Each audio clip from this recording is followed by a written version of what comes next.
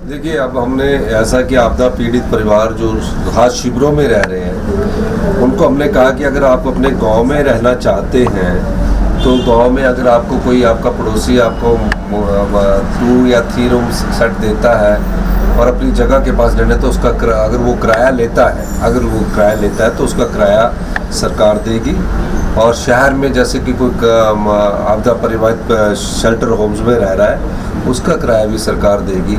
ये हमने फैसला किया है। इसके अलावा हम और भी अभी फैसले करने जाएंगे इन आपदा प्रभावित परिवारों के लिए, क्योंकि जो मकान का रिलीफ है वो 1,30,000 है। 1,30,000 में मकान बहुत कम बनता है। एक तो बात ये, इस पर हमारा कानून में बदलाव करने का विचार बन रहा है, और भी कानून में बदलाव करने का एक विचार ये भी बन रहा है कि जो हमारे यहाँ कानून है कि जो जिसके पास जगह नहीं होगी उसको हम 3 विश्वा जगह देते हैं, जिसके पास जगह नहीं होगी उसको 3 विश्वा जगह देते हैं हम। और अब आपदा प्रभावित परिवार ऐसे हैं जिनके पास जगह तो जमाबंदी और रेवेन्यू रिकॉर्ड में है, लेकिन वो रहने लायक ही नहीं रही है। अब जो उनके नाम पर तो जगह है पर रहने लायक ही नहीं है, अपना मकान बनाने लायक ही नहीं है, तो उनको भी कैसे बसाना है इस 3 विश्वा जगह देकर। इस दृष्टिकोण से भी हमारी सरकार काम कर रही है।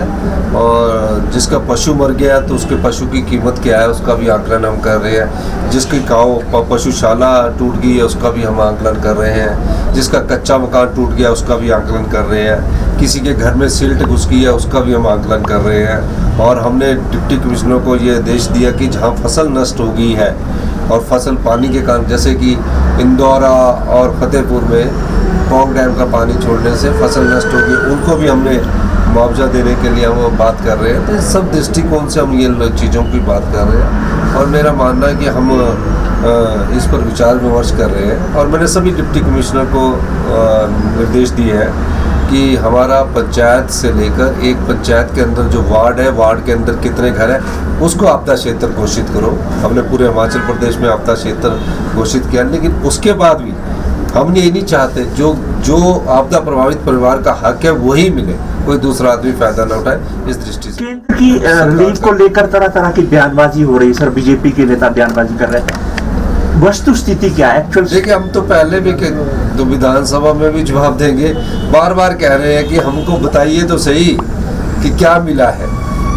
ये तो वो चीजें किनारे हैं जो हमको मिलनी है, हमारी चीजें।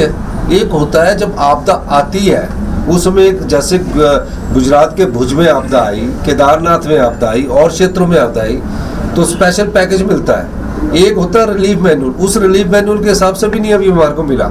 स्पेशल पैकेज तो दूर की बात, जो रिलीफ मैनुअल हमने भरा है उसके हिसाब से भी अभी हमको पैसा नहीं मिला। बाकी विधानसभा में ये लोग हमें मांग कर रहे थे, हमने विधानसभा रख ली और विधानसभा में एक एक चीज का उत्तर देंगे। हिमाचल के आम परिवार, गरीब परिवार के लिए हमें कानून में बदलाव करना पड़ेगा। हम आपदा रिलीफ मैनुअल में बदलाव करेंगे। अभी आप जो रिलीफ मैनुअल है उसमें मकान टूटने के लिए पूरी तरह खत्म हो जाए तो 1,30,000 मिलता है, पार्शली डैमेज हो जाए तो 5,000 मिलता है, अगर पशु जमीन की फसल नष्ट हो जाए तो 300 रुपया मिलता है। हम सब में बदलाव करेंगे। जो इम्पोर्ट ड्यूटी थी उसको कम कर दिया गया है, 35% से 15% ला दिया गया। इस समय पहले ही हम जो सेब का सीजन हमारा चल रहा है, हमारे किसानों को पहले ही उचित मूल्य नहीं मिल पा रहा है, तो अगर वो इम्पोर्ट ड्यूटी को कम कर देंगे 35%, मेरे ख्याल 35% है, मुझे इसकी पूरी अभी जानकारी नहीं है, लेकिन 15% कर दी जाएगी, तो नेचुरली है जो बाहर से सेब इंपोर्ट होकर हिंदुस्तान में आएगा वो हमारे सेब बागवान को ही नुकसान पहुंचाएगा। तो अभी इस स्थिति का हम अध्ययन कर रहे हैं। हम अनुरोध करेंगे कि हमारी जो इकॉनमी है काफ़ी बागवानों पर भी आधारित है, इसलिए उस पर कोई प्रभाव नहीं पड़ना चाहिए।